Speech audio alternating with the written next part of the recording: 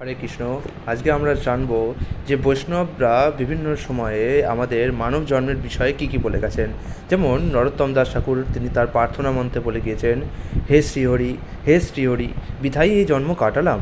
এই দুর্লভ মানুষ্য জন্ম পেয়েও শ্রী শ্রী রাধাকৃষ্ণের ভজনা না করে আমি শুধু জেনে শুনে বিষপান করলাম। হরি হরি বিফলে জনম গোঙাইনু, মনুষ্য জনম পাইয়া রাধাকৃষ্ণ না ভজিয়া, জানিয়া শুনিয়া বিষ খাইনু। মূল সংহিতাতে বলা হয়েছে, এই জড়জগতে সকলেই প্রবৃত্তি মার্গের, অর্থাৎ কিছু করব এবং তার ফলে আমরা স্বর্গে যাব, একেই বলা হয় প্রবৃত্তি মার্গ।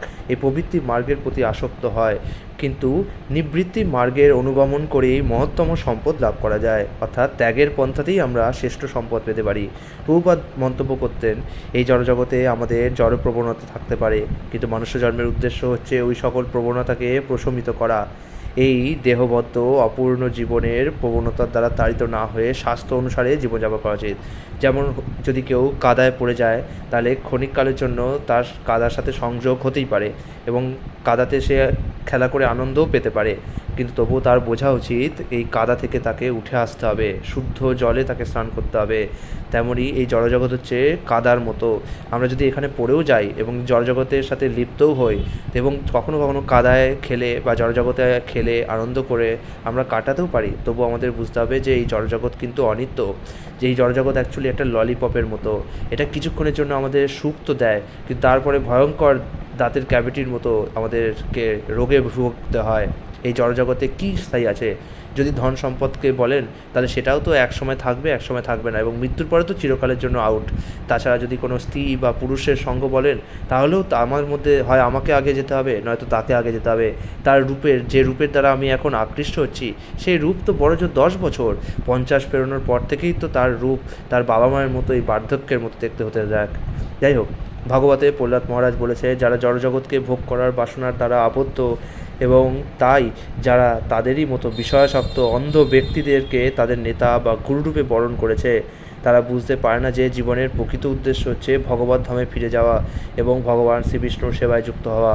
অন্ধের দ্বারা পরিচালিত হয়ে অন্ধরা যেমন প্রকৃত পথের সন্ধান না জেনে অন্ধকূপে পতিত হয়, তেমনই জড় বিষয়াসক্ত ব্যক্তিরা অন্য বিষয়াসক্ত ব্যক্তিদের দ্বারা পরিচালিত হয়ে সকাম কর্মরূপ যে অত্যন্ত দৃঢ় রজ্জুর বন্ধনে আবদ্ধ হয় এবং সংসার চক্রে বারবার আবর্তিত হয়ে তিতাব দুঃখ ভোগ্য থাকে। এখানে অনেকেই বলে যে আমাদের সরকার খারাপ, আমাদের দেশ খারাপ, আমাদের রাজ্য খারাপ, কিন্তু এতে কোনো উপায় নেই। এই জড়জগৎটাই খারাপ, এখানে আপনি শুদ্ধ ভালো কাকে পাবেন না। ভারত যদি খারাপ হয়, তার মানে এমন নয় যে বাকি দেশগুলো ধোয়া তুলসী পাতা। আমেরিকাও খারাপ, ব্রিটেনও খারাপ, সব জায়গাতে আপনি খারাপ পাবেন, আবার ভালোও পাবেন। কোনো জায়গাতেই আপনি 100% ভালো বা 100% খারাপ পাবেন না। কিন্তু এই জড়জগতের বেশিরভাগ মানুষের প্রবণতাই হচ্ছে খারাপের প্রতি। এখানে শতকরা 80 থেকে 90 ভাগ মানুষই খারাপ প্রবণতার দিকে ঝুঁকছে। এমনকি যারা খারাপ নয় এবং ভালোও নয়, তারাও কিন্তু মাঝে মাঝে খারাপ প্রবণতা জড়জগৎকে ভোগ করার দিকেই থাকে। বৃহদারণ্যক উপনিষদে বলা হয়েছে, যো বা এত দক্ষরং গার্গ বিদিস্তাস্মা লোকাত প্রতি সকৃপণ। যে মানুষ আত্মতত্ত্ব বিজ্ঞান উপলব্ধি করে না করে কুকুর বিড়ালের মতোই জগৎ থেকে বিদায় নেয় এবং মানুষ্য দেহ লাভ করেও তার জীবনের সমস্যার সমাধান করে না, তার জন্ম মৃত্যুতে বারবার আবর্তিত হওয়া, সে একজন কৃপণ। কৃপণ কথাটির বিপরীত কথা হচ্ছে ব্রাহ্মণ। যিনি জীবনের সমস্যার সমাধান জেনে দেহ ত্যাগ করেন, তিনি ব্রাহ্মণ। এই শ্লোকের পরে বলা হয়েছে, যিনি জীবনের মূল সমস্যার অর্থাৎ জন্ম মৃত্যু জরা আর ব্যাধির সমাধান সম্পর্কে অবগত হয়ে দেহত্যাগ করেন, তিনি ব্রাহ্মণ। ব্রহ্মবৈবর্ত পুরাণ আমাদের বলছে, ক্রমবিকাশের ক্রমিক পর্যায়ে 84 লক্ষ যোনি ভ্রমণ করার পর জীব মনুষ্য দেহ লাভ করে। এত দুর্লভ এই মনুষ্য জন্ম পেয়েও গণ্ডমূর্খ ব্যক্তিরা শ্রীগোবিন্দের চরণকমল যুগলের আশ্রয় গ্রহণ না করে তা হেলায় নষ্ট করে। বৃহদারণ্যক উপনিষদ বলছেন, অসদমাসদগময়া তমসোমা জ্যোতির্গময়া মৃত্যুর্মা মৃতঙ্গময়া। অসত্যে থেকো না, নিত্য সত্যের জগতে গমন করো। অন্ধকারে থেকো না, জ্যোতির্ময় লোকে গমন করো। জড়দেহ গ্রহণ করে জন্ম মৃত্যুর চক্রে ঘুরে মরো না, অমরত্ব লাভ করো। ভগবত আমাদের বলছে, বহু জন্ম মৃত্যুর পর জীব এই মনুষ্যদেহ লাভ করে, যা অনিত্য হওয়া সত্ত্বেও জীবকে পূর্ণ সিদ্ধি লাভের সুযোগ প্রদান করে। অতএব ধীর ব্যক্তির কর্তব্য হচ্ছে অবিলম্বে এই পূর্ণ সিদ্ধি লাভের জন্য প্রযত্ন করা এবং কখনোই জন্মমৃত্যুর চক্রে পতিত হওয়া উচিত নয়। ইন্দ্রিয় ভোগের বিষয় তো জঘন্যতম প্রজাতিদের মধ্যেও সুলভ। পক্ষান্তরে কৃষ্ণভাবনামৃত শুধু মানব জীবনেই লাভ করা সম্ভব। যেমন আমরা দেখতে পাচ্ছি আহার, নিদ্রা এবং ভয়, মৈথুন, এই চারটে প্রবৃত্তি তো পশুদের মধ্যেও আছে। একটা কুকুরের কথাও ধরুন না, একটা কুকুর আহার করতে পারে, একটা কুকুর মৈথুনে লিপ্ত হয়। সত্যি কথা বলতে তার মৈথুন মানুষের মৈথুনের থেকে অনেক বেশি সুখকর, কারণ মানুষের মধ্যে বিভিন্ন সামাজিক বিধিনিষেধ আছে, তাই আমরা যত্রতত্ত্ব মৈথুনে লিপ্ত হতে পারি না। কিন্তু একটি কুকুরের মধ্যে সেরকম কোনো বিধিনিষেধ নেই, সে যত্রতত্ত্ব মৈথুনে লিপ্ত হতে পারে। এমনকি তার খাদ্যেরও সেরকমভাবে চিন্তা নেই। আমরা দেখতে পাই না যে অনাহারে কোনো কুকুর মারা যাচ্ছে। হ্যাঁ, একটু এদিক ওদিক ঘুরে সে ঠিক তার খাবার জোগাড় করে ফেলে।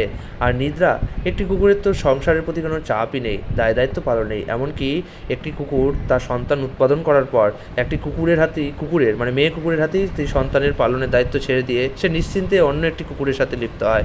সুতরাং যে আহার, নিদ্রা, ভয় আর মৈথুন জড়জগতে বিভিন্ন পশুদের মধ্যে এত সুলভ, সেগুলোর জন্য মানুষরা তাদের জীবনকে বৃথায় নষ্ট করছে।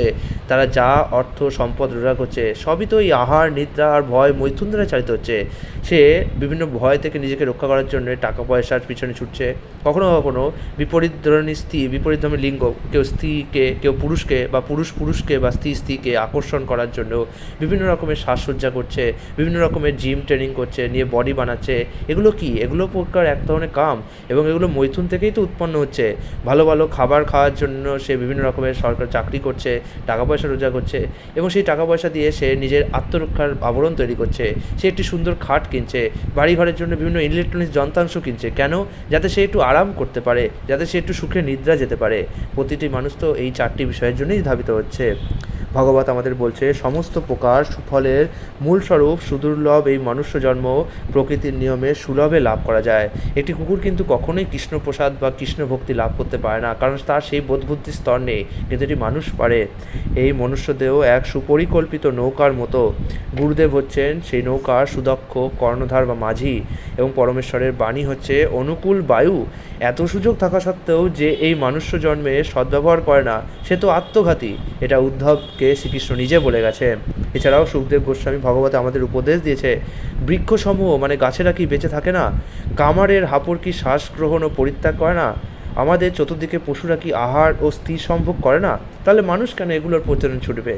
আহার, নিদ্রা, ভয় ও মৈথুন, এই চারটি কর্ম মানুষ ও পশুর মধ্যে সমানভাবে বর্তমান, কিন্তু মানুষের অধিকতর বৈশিষ্ট্য হচ্ছে এই যে তারা পারমার্থিক অনুশীলনে নিযুক্ত হতে সক্ষম।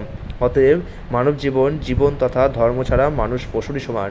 যেভাবে একজন প্রধানমন্ত্রীকে আমরা দেখতে পাই, তাকে বিভিন্ন সুযোগ সুবিধা দেওয়া হয়, তাকে সুন্দর সুন্দর গাড়িতে চড়তে দেওয়া হয়, তাকে বিভিন্ন দেশে ভ্রমণ করানো হয়, তাকে বিভিন্ন সুন্দর সুন্দর খাবার, সুন্দর সুন্দর বাড়ি, সুন্দর সুন্দর পোশাক এবং আজ্ঞাবহ দাস ও ভৃত্য দেওয়া হয়। কিন্তু এত সব সুযোগ সুবিধা তাকে দেওয়া হয় কেন? কারণ একটা দেশের প্রধানমন্ত্রীর একটা বিশেষ দায়িত্ব রয়েছে, যে দায়িত্বটি সাধারণ একটি মানুষের নেই, তাই সাধারণ মানুষকে অত সুযোগ সুবিধা দেওয়া হয় না।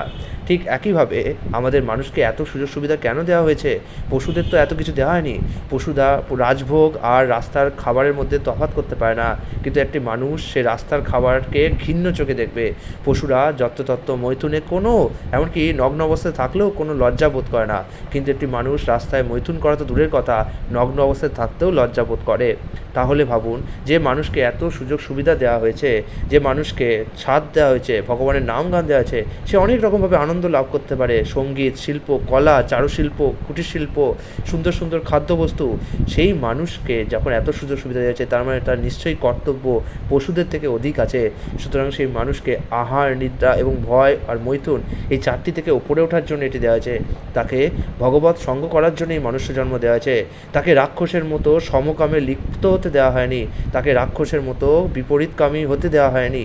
সুতরাং অবশ্যই আমাদেরকে বুঝতে হবে মানুষের জন্মটি অত্যন্ত দুর্লভ।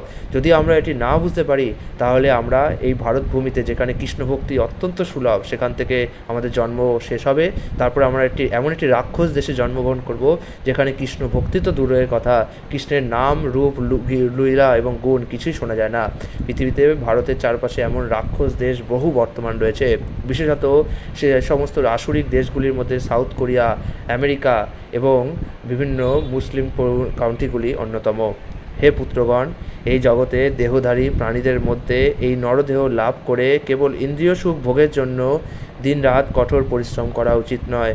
এই প্রকার ইন্দ্রিয় সুখ ভোগ বিষ্ঠাভোজী কুকুর এবং শূকরদেরও লাভ হয়ে থাকে। ভগবৎ সেবাপর অপ্রাকৃত তপস্যা করাই উচিত, কারণ তার ফলে হৃদয় নির্মল হয়, এবং হৃদয় নির্মল হলে জড়সুখের অতীত অন্তহীন চিন্ময় আনন্দ লাভ হয়। প্রাজ্ঞ ব্যক্তি মনুষ্যজন্ম লাভ করে জীবনের শুরু থেকেই, অর্থাৎ বাল্যকাল থেকেই অন্য সমস্ত প্রয়াস ত্যাগ করে ভাগবত ধর্ম অনুষ্ঠান করবেন। মনুষ্যজন্ম অত্যন্ত দুর্লভ এবং অন্যান্য শরীরের মতো অনিত্য হলেও তা অত্যন্ত অর্থপূর্ণ, কারণ মনুষ্য জীবনে ভগবানের সেবা সম্পাদন করা সম্ভব। নিষ্ঠাপূর্বক কিঞ্চিত মাত্র ভগবত ভক্তির অনুষ্ঠান করলেও মানুষ পূর্ণ সিদ্ধি লাভ করতে পারে। হে জীবগণ, এই জড়জগতে তোমরা ঘুমিয়ে আছো, অনুগ্রহ করে জাগো এবং এই মনুষ্য জন্মের সুযোগ গ্রহণ করো। পারমার্থিক উপলব্ধির পথ বড়ই দুর্গম, তা ক্ষুরের অগ্রভাগের মতোই ধারালো। এই হচ্ছে তত্ত্বদর্শী পণ্ডিতদের অভিমত। ওং অথাতো ব্রহ্ম জিজ্ঞাসা, বেদান্ত সূত্রে এটি বলা আছে। অতএব এখনই ব্রহ্ম জিজ্ঞাসা অর্থাৎ পরমেশ্বর সম্পর্কে কর্তব্য করা শুরু করো। ভাগবতে সুত গোস্বামী আমাদের বলছে, ইন্দ্রিয় সুখ ভোগকে কখনোই জীবনের উদ্দেশ্য বলে গ্রহণ করা উচিত নয়। সুস্থ জীবন যাপন করা অথবা আত্মাকে নির্মল রাখার বাসনাই কেবল করা উচিত। কেননা মানব জীবনের উদ্দেশ্য হচ্ছে পরম তত্ত্ব সম্বন্ধে অনুসন্ধান করা, এছাড়া অন্য কোনো উদ্দেশ্য নিয়ে কর্ম করা উচিত নয়। হরে কৃষ্ণ।